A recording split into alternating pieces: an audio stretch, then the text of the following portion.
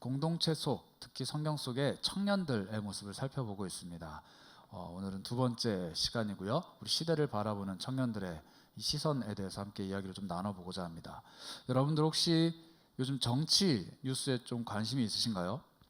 저는 정치에는 그다지 별로 관심이 없는데 요즘 대선을 앞두고 경선이라는 것을 하고 있는 것 같아요. 그래서 뭐 이런저런 재밌는 뉴스들이 많이 있는데 요즘 조금 눈길이 들어오는 기사들이 2030, 그러니까 젊은 세대들이 정치판에 뛰어들어서 중요한 역할들을 하는 경우들이 종종 있습니다. 뭐 대표를 하는 경우들도 있고 국회의원을 하는 경우들도 있고 20대, 30대 정치인들이 많이 등장을 한 것 같아요.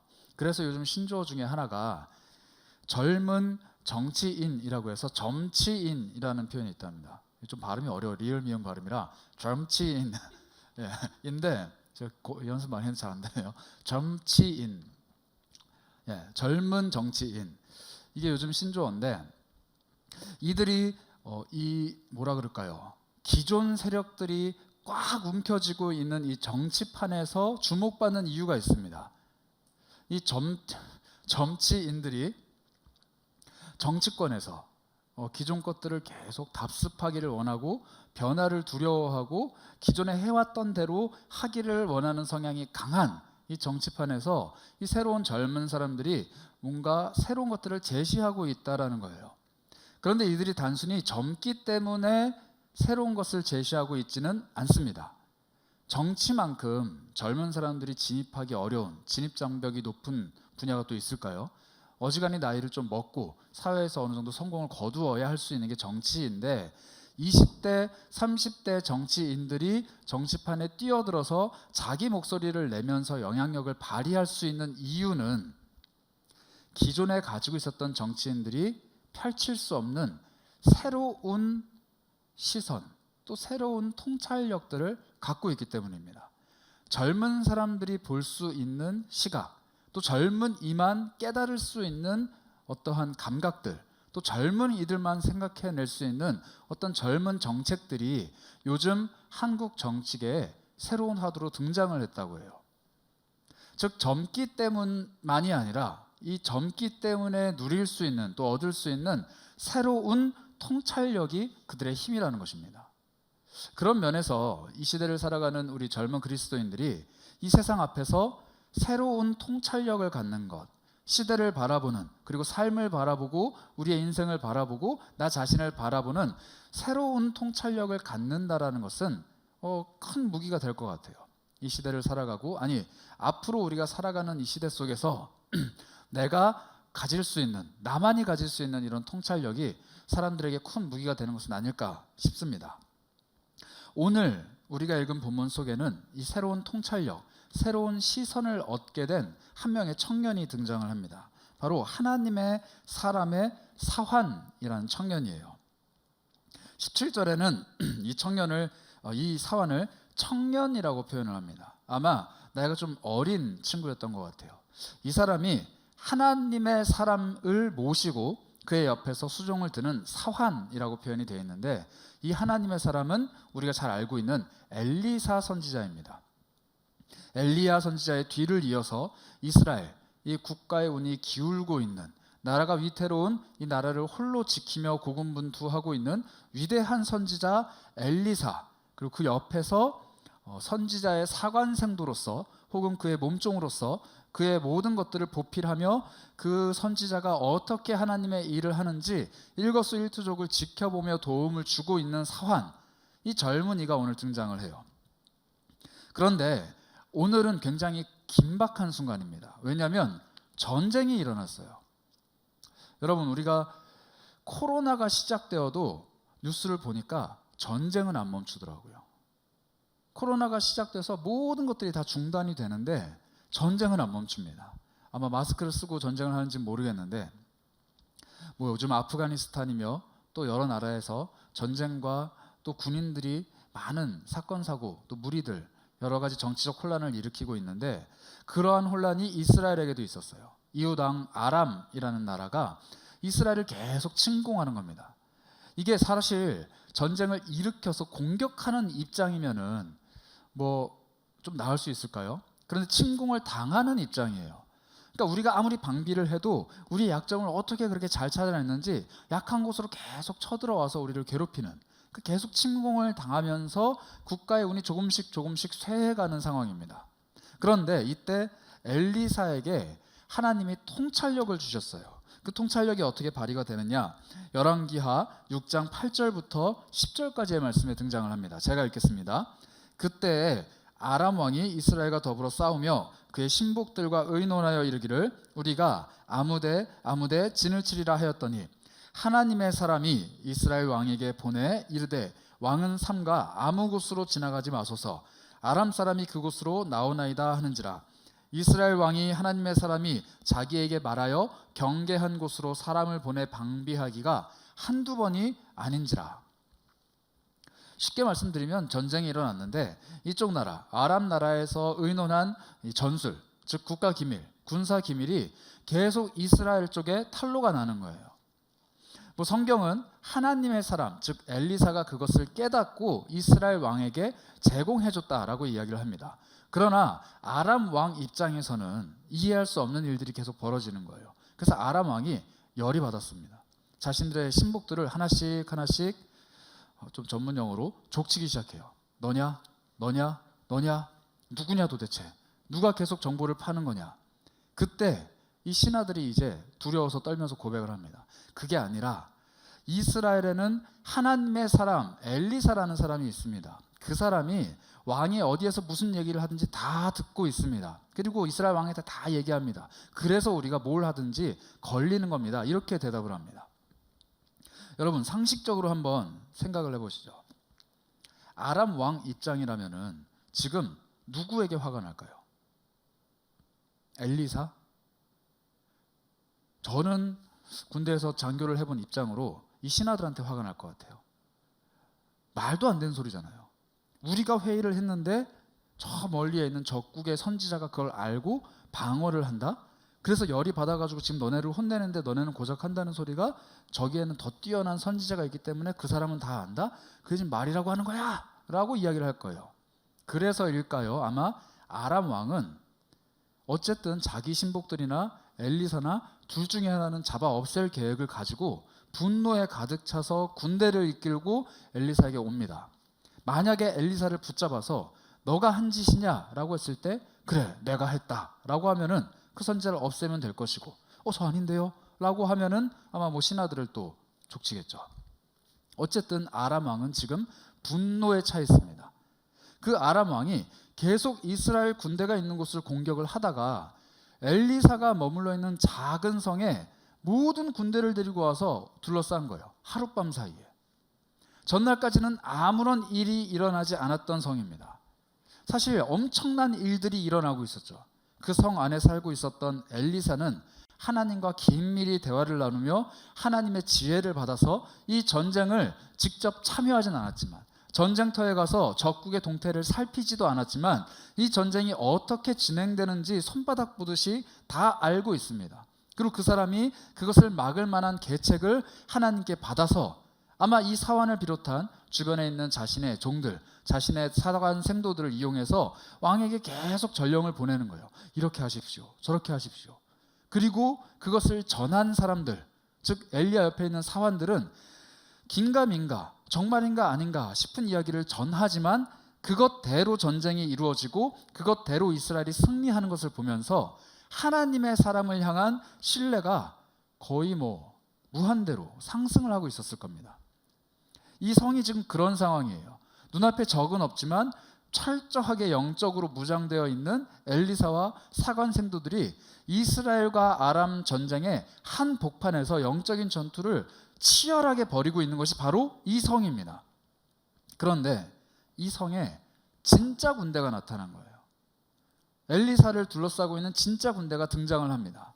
그때 이 하나님의 사람의 몸종 이 사환이 이렇게 이야기합니다. 15절입니다.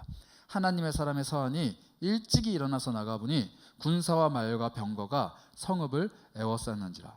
그의 사환이 엘리사에게 말하되 내 주여 우리가 어찌하리이까 하니. 이 사람이 참 큰 두려움에 빠진 것 같아요. 지금까지는 눈앞에 보이지 않는 적들을 상대로 이 엘리사를 도와서 열심히 전투에 참여를 했습니다. 그런데 실제로 군인들, 칼과 병거와 여러 가지 것들로 무장을 한 이 살벌한 군인들이 성을 에워싸고 있는 것이 눈앞에 딱 펼쳐지니까 이 꼭두새벽부터 눈 뜨자마자 이걸 봤으니 얼마나 놀랐겠어요. 그래서 엘리사에게 이렇게 말합니다. 아, 어찌합니까? 어떻게 해야 합니까? 무엇을 해야 합니까? 이 사화는 한 가지 단점이 있었습니다. 그것은 뭐냐면요, 이 영적인 전투, 지금 이스라엘과 아람이 펼치고 있는 이 전투를 이스라엘의 왕 그리고 이스라엘의 군사들이 수행하고 있다고 생각을 했어요. 물론 맞습니다. 하나님께서 엘리사를 통해서 말씀하시는 대로 이스라엘의 군사들이 이 전쟁을 수행하고 있는 것이 맞아요. 그런데 지금 이스라엘의 군사들이 없는 상황에서 아람 왕의 군사들이 눈앞에 나타났을 때 이 전쟁은 큰일이 돼버린 거예요. 지금까지 백전백승을 하고 있더라도 지금 이 상황만 놓고 본다면 큰일인 거예요. 왜냐하면 전쟁을 치를 군사가 없다라고 생각했기 때문입니다. 전쟁을 치를 군사가 없어요. 엘리사가 아무리 적이 어디로 들어올 거다라고 알고 있어도 그걸 막을 실제적인 힘과 능력이 없다라는 거예요. 여러분, 이 엘리사의 사환이 겪고 있는 문제를 오늘 이 코로나의 시대를 살아가는 우리가 겪고 있다라는 사실 알고 계신가요? 이 성경책 속에는 수많은 사람들이 영적인 시험과 어려운 곤란함들을 다 이겨냅니다. 하나님의 도우심으로 하나님의 은혜를 힘입어 자신들의 모든 역경을 다 이겨내는 놀라운 역사가 이 성경책에 기록이 되어 있어요. 우리 신앙의 선배들도 자신의 삶을 통해 그 기록을 남겨왔습니다. 그런데 정작 우리 삶에 시련이 닥치고 어려움이 몰려들고 이 예배가 또 교회 공동체가 나라가 큰 어려움에 빠지자 우리 눈앞에는 지금 이 성경책 속의 이야기가 아니라 우리가 극복할 수 없는 이 말과 병거와 군인들이 눈앞에 덩그러니 놓여있는 큰일이 되어버린 거예요. 여러분들께 진지하게 한번 물어보고 싶어요. 우리가 그리스도인으로서 제대로 살아갈 수 있는 능력이 지금 우리에게 있습니까? 단순히 신앙을 유지하면서 이렇게 온라인과 오프라인, 현장과 온라인을 병행해 가며 예배 생활을 꾸역꾸역 이어가고 있는 그리스도인이 아니라 예수 그리스도의 명령대로 주변에 있는 사람들에게 찾아가서 복음을 전하고 그 사람을 제자 삼고 그 사람들을 통하여서 교회를 세우고 선교하며 모든 민족을 하나님께로 돌아 나오게 하는 그리스도인의 제자로서 바람직한 삶을 살아갈 수 있는 힘이 지금 우리에게 있냐는 거예요. 전도가 가능한가요? 선교가 가능합니까? 올바른 예배, 온전한 예배, 우리 공동체의 모임이 지금 가능한 상황이냐고요. 할 수 있는 게 없어요. 우리 교회 공동체는 지금 무능력한 상황입니다. 마치 눈앞에 군사들이 완전히 진을 치고 이제 정말 마지막 칼날을 우리에게 겨누고 있는 이 작은 성읍의 상황처럼 우리를 옥죄고 있는 수많은 상황들이 아무것도 할 수 없게, 옴짝달싹할 수 없게 교회 공동체를 올가매고 있습니다. 그리스도인, 성도를 올가매고 있어요. 한번 겸손하게 다시 한번 돌아보자고요. 우리가 정말로 하나님의 자녀, 그리스도의 제자답게 잘 살고 있냐라는 겁니다. 예배하는 것도 지금 버겁잖아요. 하나님 앞에서 내 신앙생활 하나 유지하는 것도 버겁잖아요. 사실 신앙생활이 아니라 코로나 때문에 그냥 사는 것 자체가 버겁잖아요. 요즘 많은 청년들이랑 대화를 나누다 보면은 취업, 아르바이트, 학업, 어느 것 하나 쉬운 게 없습니다. 물론 어려웠는데 더 어려워진 것 같아요. 정말 너무 어려워요. 듣고 있으면 제가 마음이 막 답답합니다. 그런데 그런 삶의 문제도 지금 우리 앞에 면전에서 위협을 하고 있는데 신앙의 문제 또한 또 여러 가지 부차적인 문제 또한 우리를 완전히 에워싸고 있는 지금 이 상황, 이 현실. 여기서 우리는 도대체 무엇을 바라보고 어떠한 도움을 얻을 수가 있을까요? 우리는 다시 한번 이 청년, 하나님의 사람의 사환에게 집중을 해야 됩니다. 이 사람이 주님, 내 주여, 우리가 어찌해야 됩니까? 라고 탄식을 할 때 엘리사가 그 사람에게 대답을 합니다. 16절입니다. 대답하되 두려워하지 말라. 우리와 함께 한 자가 그들과 함께 한 자보다 많으니라. 이렇게 이야기합니다. 그 이후로 엘리사가 기도를 하고 엘리사를 둘러싸고 있는 불말과 불병거, 즉 하나님의 군대를 이 청년의 눈을 띄워서 보여줍니다. 그래서 알게 되죠. 엘리사 곁에는 지금 아무것도 없는 그저 작은 성읍 하나에 홀로 우두커니 있는 엘리사지만 엘리사의 시선에는 지금 자기와 함께하고 있는 하나님의 도움이 충만하게 펼쳐져 있다는 것을 알고 있었다라고 성경은 이야기를 합니다. 근데 우리가 궁금한 거는 이 청년이에요. 이 청년이 어떻게 그걸 알게 됐냐는 거예요. 우리는 인정을 합니다. 온 땅에 하나님의 손이 편만해요. 이 세상을 주관하는 분도 하나님이십니다. 내 삶을 이끌고 가시고 인도해 가시고 내 삶을 가장 좋은 곳으로 데려가시는 분이 하나님이신 것 인정해요. 그런데 그 도움이 나에게 어떻게 오냐는 거예요. 현실 세계 속에서 내가 무언가를 해야 되는데 그 실제적인 도움이 나한테 어떻게 오냐고요.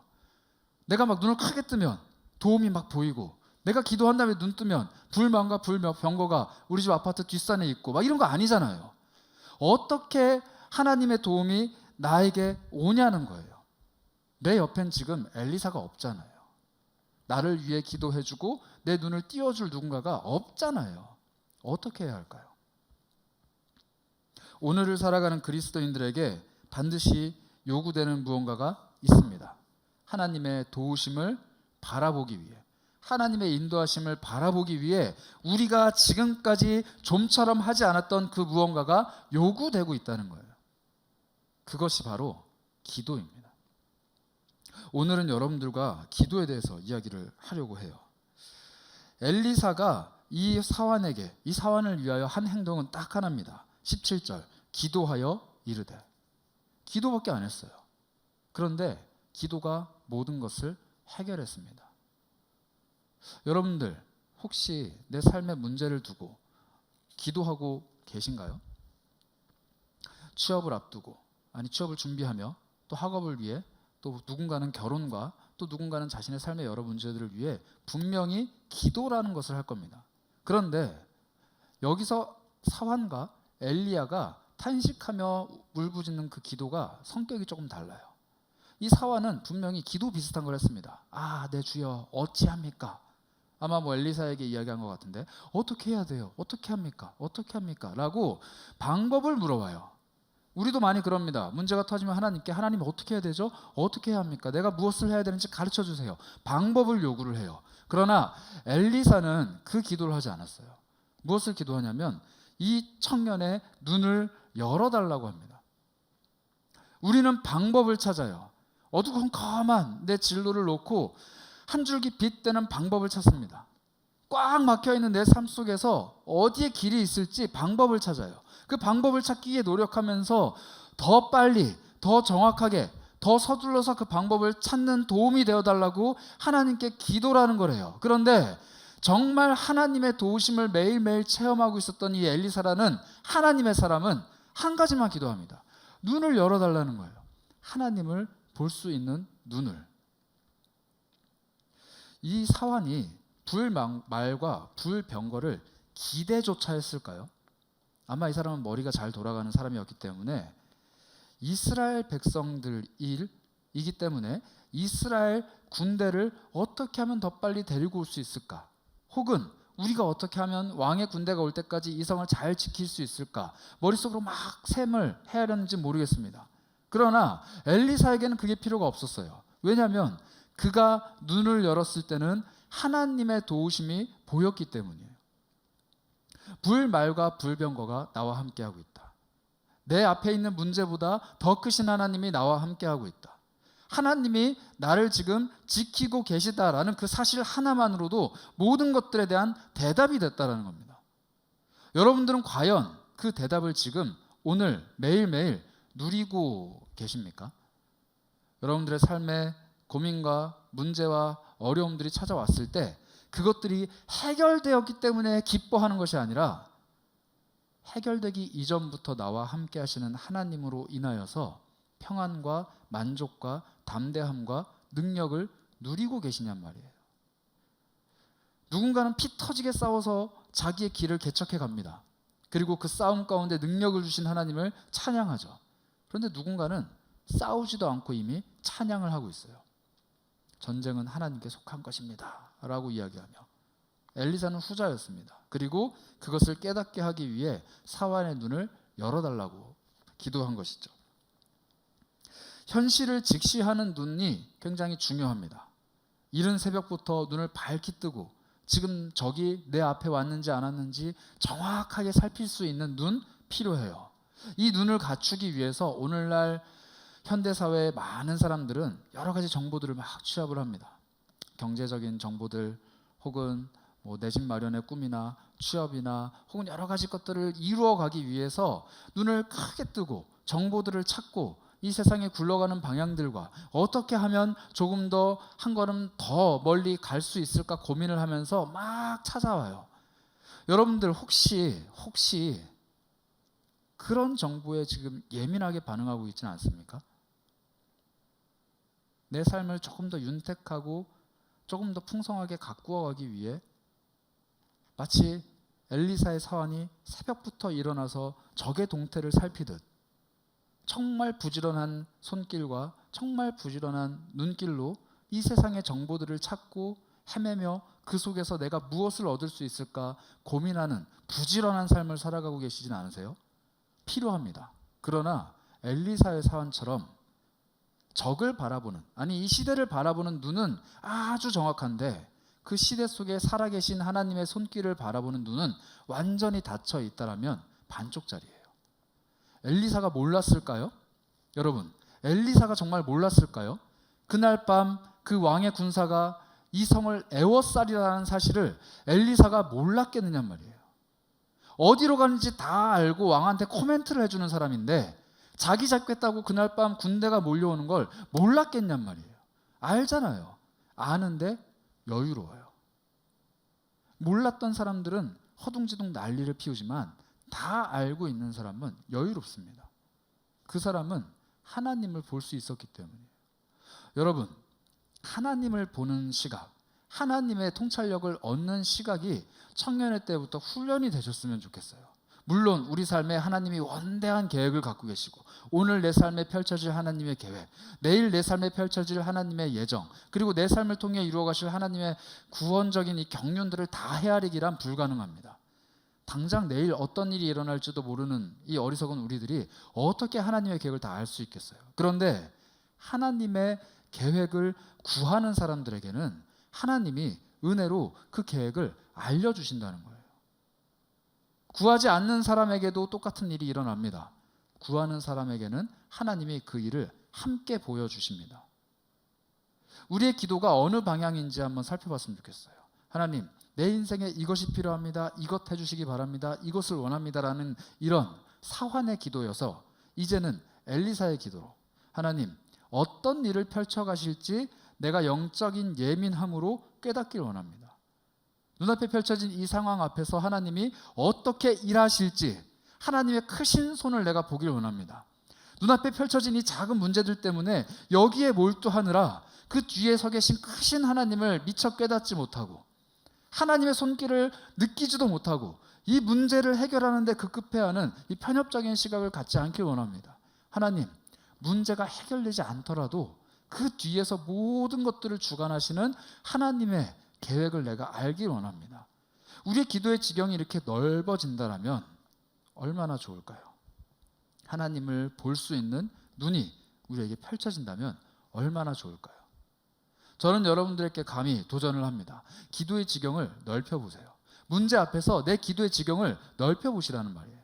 이 문제에 몰두하면서 이 문제에 얽혀있는 모든 것들을 디테일하게 기도하는 것 중요합니다. 그러나 하나님의 마음, 하나님의 시각, 하나님의 손길을 알기 위해 내 문제지만 당장 급한 나의 일이지만 한 걸음 물러서서 하나님의 시선을 느끼고자 노력하는 기도, 그런 기도 또한 우리에게도 굉장히 큰 힘이 될 거예요. 하나님의 시선과 하나님의 경륜을 깨닫는 은혜가 여러분들에게 있으시길 바랍니다. 그리고 결국 이 사람은 그 불말과 불병거를 발견합니다. 그리고 아마 안도의 한숨을 내쉬었겠죠. 그런데 놀라운 일이 펼쳐집니다. 상식적으로 군대가 앞에 있고 우리 곁에 불말과 불병거가 있다라면은 이제 전쟁이 일어나잖아요. 그럼 누가 싸워야 돼요? 불말과 불병거, 그리고 적이 싸워야 이 뭔가 이 이야기의 진행에 맞잖아요. 근데 전쟁이 일어나질 않아요. 싸우질 않아요. 이게 그리스도인들의 삶이에요. 이 세상을 주관하시는 하나님, 만군의 주요, 이 온 땅의 주인이신 하나님이 우리 편이에요. 그러면 코로나, 우리가 기도하면 당장이 다 없어져야죠. 북한, 당장 빨리 망해서 우리 평화 통일을 해야죠. 이 땅에는 수많은 악인들 다 빨리 사라져야죠. 우리가 기도하면, 우리와 함께하는 불말과 불병거가 단숨에 진격을 해서 이 땅의 모든 문제를 해결을 해야죠. 그런데 그렇게 하시지 않아요. 하나님은 우리를 지키시지만 그들을 적극적으로 공격하시지도 않습니다. 아이러니하죠. 하나님은 우리를 지키시지만 그들을 공격해서 무너뜨리시지 않는다는 거예요. 오히려 하나님만의 방법으로 그들의 어리석음을 드러내십니다. 엘리사가 이 사환의 눈을 뜨게 해달라라고 이야기를 했어요. 기도를 했죠. 그리고 나서 한 가지를 더 기도합니다. 18절입니다. 아람 사람이 엘리야에게 내려오매 엘리사가 여호와께 기도하여 이르되 원하건대 저 무리의 눈을 어둡게 하옵소서 하매 엘리사의 말대로 그들의 눈을 어둡게 하신지라. 엘리사가 옆에 불말과 불병거가 있었기 때문에 쳐들어오는 저 사람들을 없애주세요라고 하면 아마 달려가서 진격을 했을 거예요. 그런데 그렇게 하지 않아요. 그들의 눈을 어둡게 해주시기 바랍니다 라고 기도를 합니다. 그리고 실제로 그들의 눈이 어두워져요. 하나님의 이 위대한 구원의 경륜을 깨닫는 사람들, 그들의 눈에 세상은 아무리 지혜로워도, 아무리 그들이 똑똑한 채 해도 어리석은 사람들이에요. 하나님께 도움을 구하지 못하는 사람들, 하나님을 깨닫지 못하는 사람들은 눈을 감고 다니는 것과 다름이 없기 때문입니다. 하나님께 도움을 구하지 않는 것은 하나님 앞에서 눈을 감고 있는 거예요. 아무리 그리스도인이라고 한들, 아무리 하나님을 믿는 하나님의 자녀라고 한들 하나님의 도우심을 구하는 기도, 하나님 앞에서 내 눈을 띄워달라는 기도를 하지 않는다라면 이 아람 사람들과 별반 다를 게 없다라는 겁니다. 요즘에 DP라는 드라마 혹시 다 보셨나요? 저 뭐 아내가 봐서 저한테 얘기해줬는데 저는 안 봤어요. 안 봤는데 뭐 얘기를 여기저기서 막 해주셔가지고 어떤 내용인지 뭐 잘 알겠더라고요. 그래서 요즘에 한 개가 좀 생각나는 일이 있습니다. 제가 군대에 있을 때 저희 부사관이 자살을 했어요. 제가 소대장이고 저희 부소대장 했던 친구가 자살을 했었습니다.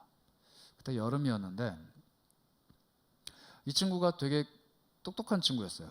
그래서 중국에 가서 유학도 하고 공부도 잘하던 과학기술대를 다니던 친구인데 집이 갑자기 하루아침에 팍 망한 거예요. 그래서 돈 지원이 안 되니까 이제 추방을 당해서 한국으로 쫓겨 들어오듯이 왔습니다. 그리고 부모님의 이 빚을 갚기 위해서 어쩔 수 없이 부사관으로 지원을 해서 군 생활을 시작을 한 거예요. 돈을 막 열심히 버는 족족 부모님께 다 보내드렸죠. 그러니까 이 친구가 월급을 받으면 거의 뭐 한 10%도 안 떼놓고 다 보냈어요. 그래도 빚을 갚기가 어려운 상황이었습니다. 자기 이름으로 할 수 있는 모든 대출을 다 끌어모아가지고 겨우겨우 근근히 살아가고 있는데 문제가 생겼어요. 동생이 괴로우니까 좀 술을 마신 것 같아요. 그래서 싸움이 붙었는데 시비를 너무 크게 붙었는지 막 때려가지고 상대방 이빨이 다 나간 거예요. 그래서 치료비가 뭐 6천만 원인가가 필요하다가 견적이 나온 거예요. 1차로. 그래서 이 친구가 그 6천만 원을 마련을 해야 되는 상황이 된 거죠. 그래서 본인의 은행 빚을 다 제3금융권으로 옮깁니다. 그래서 돈을 더 땡긴 거예요. 그러고 나서 그 빚을 대충 합의금이랑 뭐며 갚아주고 지원을 해줬는데 이 3금융권에서 더 이상 갚지를 못하니까 사채 쪽으로 넘어간 거예요. 그래서 이 친구가 군대에 있는데 매일 아침 저녁으로 그 형님들한테 전화가 오는 거예요. 언제 갚을 거냐, 신체가 잘리고 싶냐, 뭐 이런 협박 전화가 계속 오는 겁니다. 너무 괴로우니까 이 친구가 사망보험 2개를 가입해 놓고 자살을 했어요. 근데 자살을 하면은 이제 사망보험이 안 나오잖아요. 그래서 이 친구가 사고로 위장을 하려고 수류탄을 터뜨립니다. 작전에 들어갔다가 같이 들어간 친구들은 다 먼저 나가라. 그러니까 간부가 나가라고 하니까 애들은 나갔겠죠. 먼저 가라, 나 뒤따라갈게 하고 혼자 10분을 고민을 했대요. 아마 그 시간 정도 고민한 것 같아요. 안 나오니까. 근데 얼마나 고민을 했는지 그 친구가 사고가 벌어진 그 바로 옆에 담배꽁초가 7개인가 8개인가 있었던 거예요. 줄담배를 피우면서 고민을 했겠죠. 터뜨릴까 말까. 근데 이 친구가 터뜨렸습니다. 꽝 하는 소리가 나서 이 병사들이 다 뛰어가 봤더니 온몸에 피를 흘리고 있는 그 친구를 발견을 한 거예요. 이송 도중에 사망을 했습니다. 그런데 이 친구가 빚을 갖고 있다는 사실, 자살을 했다는 사실, 생명보험을 가입했다는 사실을 부대에서 알았어요. 그래서 그렇게 하면 안 되는데 사고 처리를 해준 거예요. 그러니까 사고로 사망한 것으로 처리를 해주려고 했습니다. 그래서 기사도 다 수류탄 오발 사고로 내보내고 다 그렇게 했어요. 처리를 했는데 여기서부터 엄청난 일들이 벌어져요. 그 친구의 외삼촌이 의문사다, 누가 죽인 거다 하면서 막 시비를 걸면서 제보를 막 한 거예요. 그러니 부대에서는 유서라는 증거도 보여주고 이 친구가 안전핀을 뽑았다라는 것도 다 사진 찍은 것들을 보여주고 해서 결국 자살로 넘겨버립니다. 사망보험금을 100원도 못 받았어요. 헛죽음이 된 거죠. 100원도 못 받았어요. 근데 더 놀라운 건 뭔지 아세요? 이 친구 같은 이런 부사관들과 초급 간부들이 방탕한 경제생활로 빚 때문에 허우적거리다가 너무 자살하는 친구들이 많으니까 구제해주는 그런 프로그램이 군대 안에 있어요. 군대가 대신 보증을 서줘서 이 친구들의 빚을 좀 1금융권이나 2금융권으로 다시 회복시켜주는 제도가 있었어요. 이 친구는 그거 신청하면 대상자가 됐어요. 그런데 아무에게도 얘기를 안 한 거예요. 아마 상담을 하거나 신청을 했으면은 숨 쉴 수 있는 공간만이라도 나왔겠죠. 근데 그 친구는 그걸 몰랐던 거예요. 그래서 이거를 터뜨리고 죽었는데 아무런 보상도 못 받고 빚은 빚대로 계속 갚아야 되는, 가족들한테 2중 3중으로 더 큰 고통을 안겨주고 허망하게 떠나버렸던 사건이 있었습니다. 제가 DP라는 드라마를 보고 뭐 썸네일도 보고 하면서 그때 그게 많이 떠올랐어요. 제가 유난히 많이 떠올랐던 이유가 뭐냐면 그 친구가 새벽 5시 좀 넘어서 죽었는데 그때 저는 다른 지역에서 또 다른 작전을 하고 있었어요. 수색 작전. 근데 비가 엄청 왔어요. 그날 거의 태풍이 와가지고 비가 막 엄청 오는데 위에서는 수색을 나가라는 거예요. 그래서 우리는 이해가 안 됐어요. 왜 이렇게 비가 오는데 수색을 나가나. 비가 막 엄청 오는데 막 이렇게 막 미끌어미끌하면서 가면서 저랑 옆에 있던 분대장이랑 그 얘기를 했어요. 이렇게 비가 오는 날 누가 작전하다가 한 명 죽어야 위에서 정신 차리고 이렇게 안 하지. 그렇게 둘이 얘기를 했어요. 그리고 나서 무전으로 사고 소식을 받았습니다. 제가 이건 양심의 가책이라고 하기도 좀 뭐한, 내 말대로 이루어졌다라고 하기에도 좀 뭐한데 뭐 여러분 어떤 기분인지 좀 상상이 가시나요? 굉장히 힘들었어요. 제가 처음 군대 들어갔을 때부터 저를 굉장히 잘 챙겨줬던 부사관이었고 저와 굉장히 친밀했던 사람이었거든요. 근데 저는 그 사람이 경제적인 문제 때문에 어려움을 겪는다는 사실도 전혀 몰랐고 그 사람이 오늘 밤 죽기 위해서 3일 전부터 자기 방을 깨끗하게 청소해놓고 영정사진까지 찍어놨다는 사실도 몰랐고 심지어 그 사람이 지금 피 흘리면서 쓰러져서 사경을 헤매고 있는 그 순간에도 저는 실언을 하고 있었어요. 요즘 다시 한번 그때 그 일을 떠올리면서 그런 생각을 참 많이 합니다. 그 친구가 한마디, 정말 그 도움 한마디를 요청했더라면 그 일을 피할 수 있지 않았을까. 물론 뭐 과거의 일이니까 다시 돌이킬 수 없는 일이니까 상상을 하는 것이 무의미하겠지만 그래도 그 안타까운 마음을 감출 수가 없더라고요. 그러면서 제가 오늘 이 성경 본문을 읽으면서 그런 생각이 들었어요.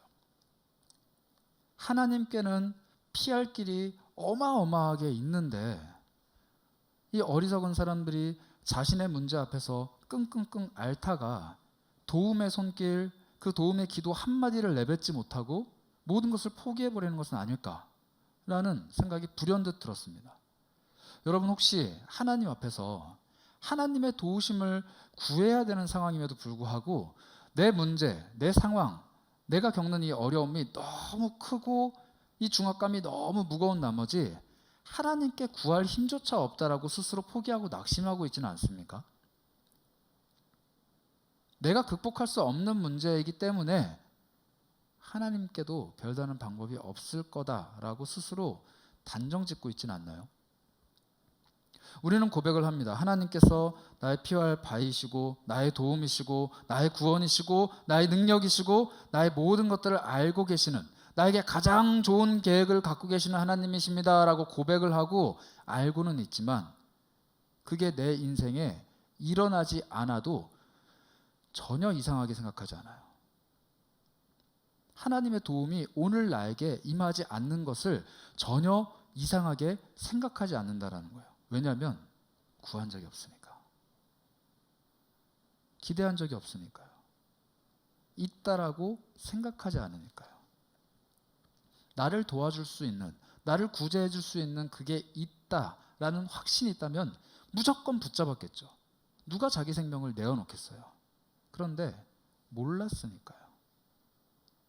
그런 의미에서 우리는 정말 하나님을 잘 알고 있는 걸까요? 특히 하나님의 도우심이 내 삶에 임한다라는 사실을 정확하게 믿고 따르고 있는 걸까요? 한 번쯤은 고민을 해봐야 될 것 같아요. 예수님께서 이렇게 말씀을 하셨습니다. 마태복음 16장 2절부터 3절까지 말씀이에요. 제가 한번 읽어보겠습니다. 예수께서 대답하여 이르시되 너희가 저녁에 하늘이 붉으면 날이 좋겠다 하고 아침에 하늘이 붉고 흐리면 오늘은 날이 굳겠다 하나니 너희가 날씨는 분별할 줄 알면서 시대의 표적은 분별할 수 없느냐. 이 말씀이 어떤 말씀이냐면요, 예수님이 이 땅에 오셔서 이 땅에 거닐고 계신데 바리새인들이 예수님께 표적을 구해요. 너 하나님의 아들이면은 우리한테 표적을 보여봐. 예수님이 기가 차서 말씀하십니다. 내가 사람들을 고치고 병자들도 고치고 귀신도 내쫓고 하나님의 말씀을 이렇게까지 전하는데 그래도 표적을 구하냐? 내가 너네들에게 보여줄 수 있는 것은 죽었다가 살아나는 표적, 요나의 표적 말고는 보여줄 게 없다, 도무지 없다라고 이야기를 해요. 그런데 이 바리새인의 자세가 우리에게 있는 것은 아닐까 싶어요. 하나님, 내 삶에 도움이 되어주실 수 있다면 뭐라도 좀 보여주세요. 보여줘야 믿을 것 같아요. 일어나야 믿을 것 같아요. 이런 바리새인들과 같은 굳어져 버린 신앙이, 그 믿음이 우리 안에 있는 것은 아닐까요? 그런 여러분들에게 시편 한 편을 소개해드리고 오늘 말씀을 좀 맺고자 합니다. 시편 121편입니다. 우리가 잘 아는 시편이에요. 제가 한번 낭독을 해보겠습니다. 내가 산을 향하여 눈을 들리라. 나의 도움이 어디서 올까? 나의 도움은 천지를 지으신 여호와께서로다. 여호와께서 너를 실족하지 아니하게 하시며 너를 지키시는 이가 졸지 아니하시리로다. 이스라엘을 지키시는 이는 졸지도 아니하시고 주무시지도 아니하시리로다. 여호와는 너를 지키시는 이시라.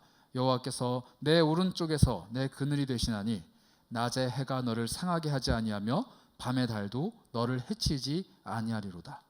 여호와께서 너를 지켜 모든 환난을 면하게 하시며 또 내 영혼을 지키시리로다. 여호와께서 너의 출입을 지금부터 영원까지 지키시리로다. 나의 도움이 도대체 어디서 올까 탄식하며 저 먼 하늘을 바라보는 이에게 오늘 시편 기자는 그렇게 이야기합니다. 너의 도움이 천지를 지으신 여호와께로부터 올 거다. 사랑하는 세계롭게 청년 여러분, 여러분들 삶에 어떤 문제가 극복할 수 없는, 아니 사실 기대조차 하지 않는 어려움들로 남아 있습니까?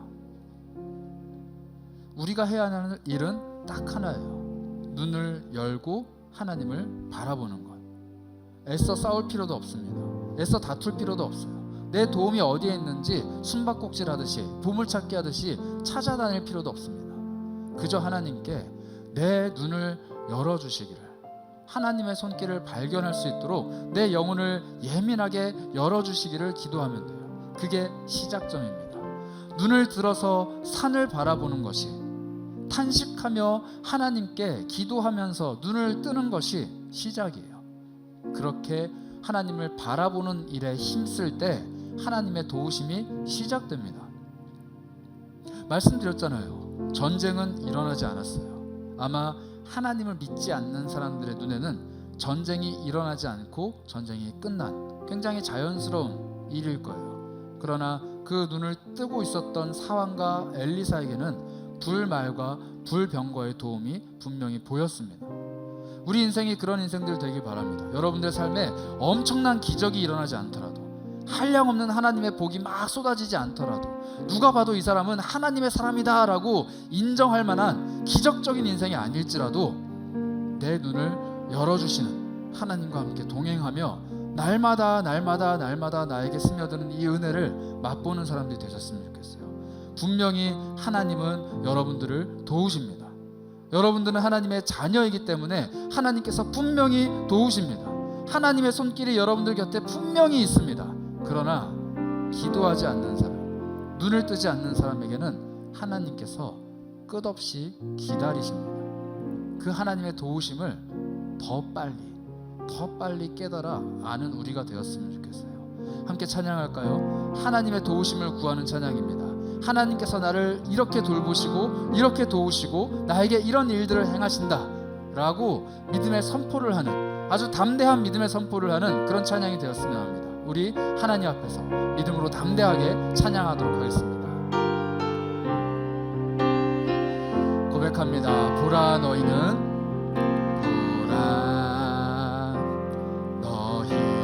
두려워 말고 보라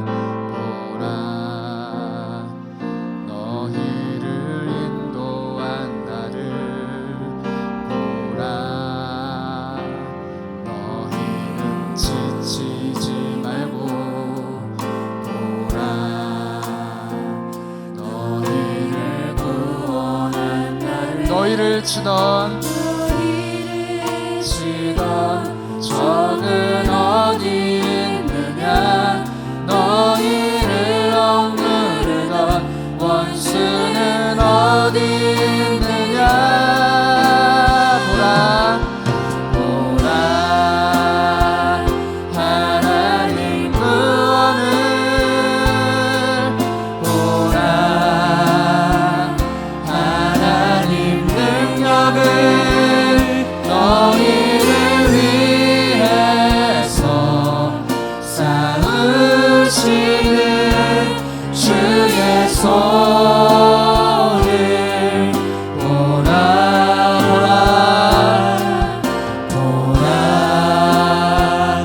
하나님 구원을 보라 하나님 능력을 너희를 위해서 싸우시는 주의 손을 우리 처음부터 다시 한번 찬양하겠습니다. 보라 자기 자신의 영혼을 향해 선포하며 찬양할까요? 두려워 말고 보라 너희를 인도한 나를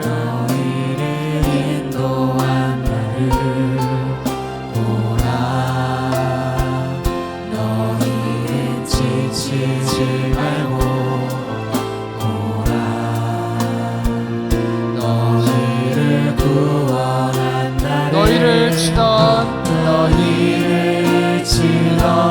적은 어디 있느냐 너희를 억누르던 원수는 어디 있느냐 보라 하나님 구원을 보라 하나님 구원을 보라 하나님 능력을 너희를 위해서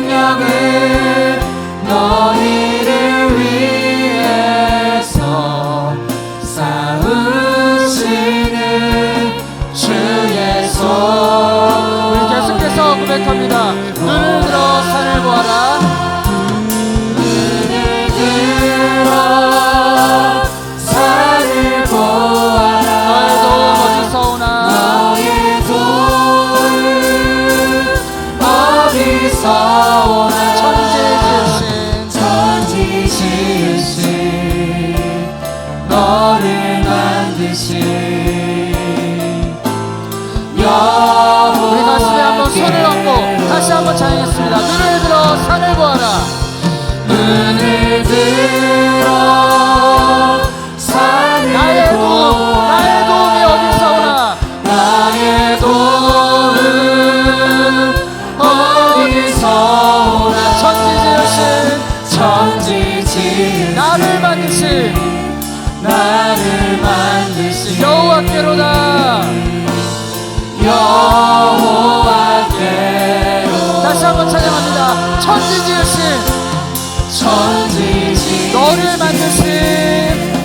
너를 만드신 여호와께로다.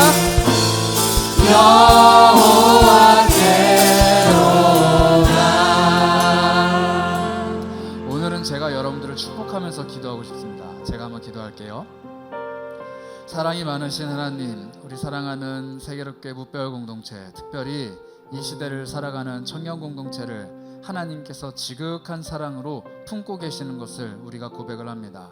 하나님, 청년으로 이 시대를 살아간다는 것이 얼마나 답답하고 암담하며 꽉 막혀있는 현실인지 그 누가 감히 공감하며 헤아릴 수가 있겠습니까? 자신의 삶을 개척해가고 삶을 이끌어가는 그 일이 얼마나 치열하고 처절한 것인지 그 누가 다 알 수 있겠습니까? 그런데 하나님, 삶의 무게가 너무 무거운 나머지 하나님의 도우심을 잊어버리지 않기 원합니다. 내 앞에 몰려든 이 문제들이 너무 큰 나머지 그 뒤에 계신 더 큰 하나님을 바라보지 못하는 어리석은 사람들이 되지를 않기 원합니다. 하나님, 우리 청년들의 눈을 열어주시고 하나님을 바라보게 하시고 우리가 눈을 들어 하나님을 바라볼 때 하나님의 도우심이 쏜살같이 임하는 은혜를 우리 삶에 펼쳐 보여주시기 원합니다.